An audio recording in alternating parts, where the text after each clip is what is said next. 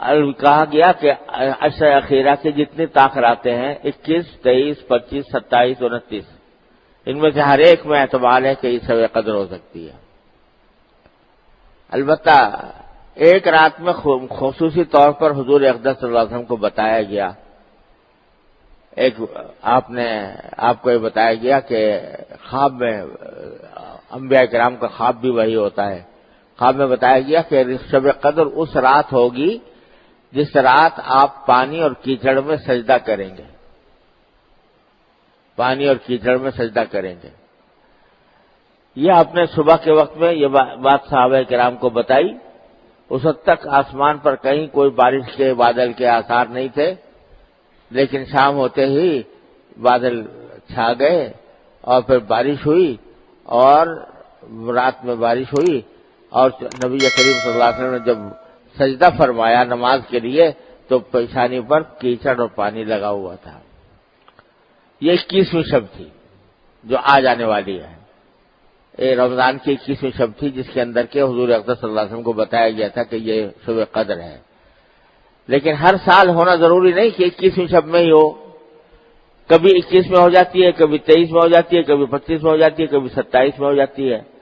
اور 27ویں شب کے بارے میں بہت سے صحابہ کرام کی روایت سے معلوم ہوتا ہے کہ 27ویں شب میں زیادہ احتمال ہوتا ہے شب قدر ہونے کا۔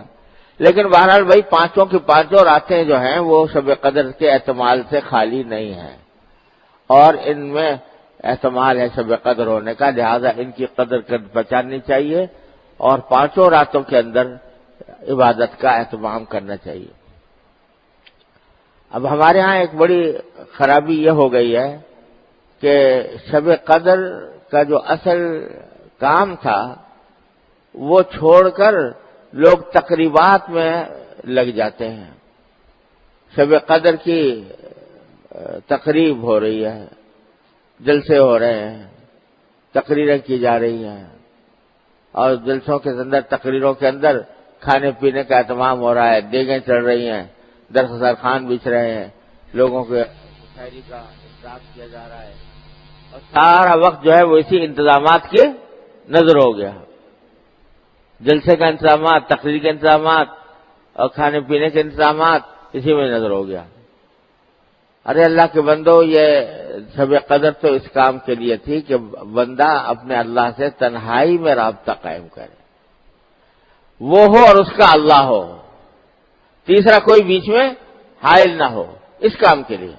نہ یہ کہ اس میں جلسے کیے جائیں، تقریریں کی جائیں، بیانات کیے جائیں۔ ارے بھائی بیانات اور تقریروں کے لیے پہلا وقت پڑا ہوا ہے، یہ کام تو عمل کا ہے، یہ وقت تو عمل کا ہے، جتنا ہو سکے اس کو عبادت میں گزاریں۔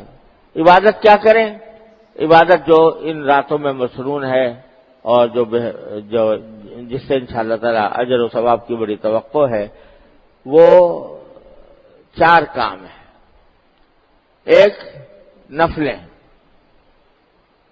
8 رکعتیں، 12 رکعتیں، جتنی بھی بندہ پڑھ سکے، اور اس میں بہتر یہ ہے کہ نفلوں کے اندر طویل قرات، جن کو زیادہ لمبی صورتیں یاد ہیں، لمبی صورتوں والی رکعتیں پڑھیں، طویل رکوع کریں، طویل سجدے کریں، اور سجدے کے اندر بھی جو معصور دعائیں ہیں وہ مانگنے کی اجازت ہے۔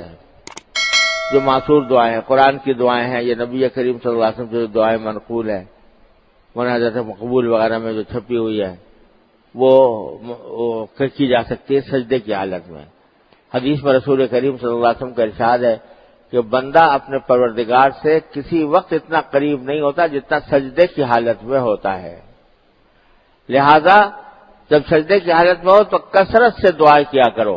حدیث میں فرمایا سجدے کی حالت میں کثرت سے دعا کیا کرو۔ تو دعا لیکن اردو میں نہیں، اپنی زبان میں نہیں، عربی کی جو دعائیں قرآن کریم کی یا رسول کریم صلی اللہ علیہ وسلم سے منقول دعائیں ہیں، معصور دعائیں، وہ مانگنے کا اہتمام کریں۔ تو لمبی قرات، لمبے رکوع، لمبے سجدے، دعائیں، نفلیں اس طرح۔ پھر جو باقی وقت بچے تو قرآن کریم کی تلاوت جتنی ہو سکے، جتنی زیادہ سے زیادہ ہو سکے، مزید چلتے پھرتے بھی اور بیٹھ کر بھی ذکر، اور سب سے بہتر ہے سبحان اللہ والحمد للہ ولا الہ الا اللہ واللہ اکبر ولا حول ولا قوت الا باللہ العلی العظیم. یہ زبان پر رہے، چلتے پھرتے اٹھتے بیٹھتے بھی زبان پر رہے یہ ذکر. تیسرا کام یہ ہوا. چوتھا کام ہے دعا. دعا، یہ رات دعا مانگنے کی ہے، اللہ تعالیٰ سے مانگنے کی رات ہے. خوب مانگے دعا، اپنے لیے، اپنے گھر والوں کے لیے، اپنے متعلقین کے لیے، احباب کے لیے، ملک و ملت کے لیے، عالم اسلام کے لیے. اپنی ساری حاجتیں اللہ تبارک و تعالیٰ کی بارگاہ میں پیش کرنے کا اہتمام کریں. دروازہ کھلا ہوا ہے اللہ تعالیٰ کی طرف سے، منادی آواز دے رہا ہے کہ ہے کوئی مانگنے والا جس کو میں دوں. تو اس کی وجہ سے اس رات کا ایک معتدی حصہ دعا مانگنے کے اوپر خرچ کرنا چاہیے. ہر طرح کی دعائیں، اپنی ذات کے لیے بھی، اپنے گھر والوں کے لیے بھی، متعلقین احباب کے لیے بھی، اپنے ملنے جلنے والوں کے لیے بھی، اور پورے ملک کے لیے بھی دعائیں کرنے کا اہتمام. یہ 4 کام ہیں: نفلی نماز، تلاوت، ذکر اور دعا. یہ 4 کاموں میں یہ رات کو گزارنا چاہیے، اور جتنا تنہائی ہو اتنا زیادہ بہتر ہے. مجمع کرنا یہ آج کی رات کا کام نہیں ہے کہ مجمع کر کے لوگوں کو جمع ہوں، اجتماعی طور پر رات منائیں. یہ اس کا کہیں نبی کریم صلی اللہ علیہ وسلم سے، صحابہ کرام سے اس کا ثبوت نہیں ہے، بلکہ ہر ایک اپنی جگہ پر رہتے ہوئے اپنے اللہ سے رابطہ قائم کر کے تنہائی میں رات منایا کرتے تھے، عبادت کیا کرتے تھے. اللہ تعالیٰ اپنے فضل و کرم سے، اپنی رحمت سے ہمیں بھی صدق و اخلاص کے ساتھ اسی طریقے پر اس رات سے فائدہ اٹھانے کی توفیق عطا فرمائے، اور ہر طرح کے شر